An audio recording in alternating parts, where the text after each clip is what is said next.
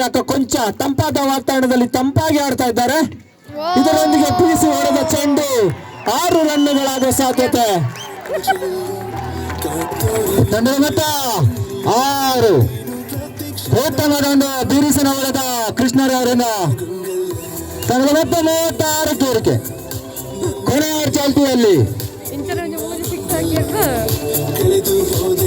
ಉತ್ತಮದೊಂದು batting ಪ್ರದರ್ಶನ ಕಂಡು ಬರ್ತಾ ಇದೆ.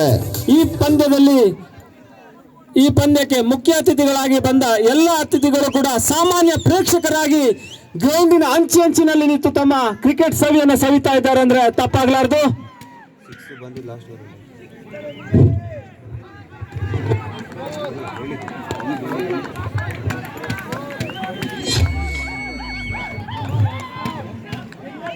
ಮತ್ತೊಮ್ಮೆ ರಂಜಾನ್ 6 ರನ್ನುಗಳ ಗುರಿಯನ್ನು ದಾಟ್ತಾ ಇದೆ. ಕಿಟ್ಟಿಯ ಬ್ಯಾಟ್ ಕೂಡ ಗರ್ಜಿಸ್ತಾ ಇದೆ. ತಂಡಕ್ಕೆ ಮತ್ತೆ 6 ರನ್ನುಗಳ ಸೇರ್ಪಡೆ.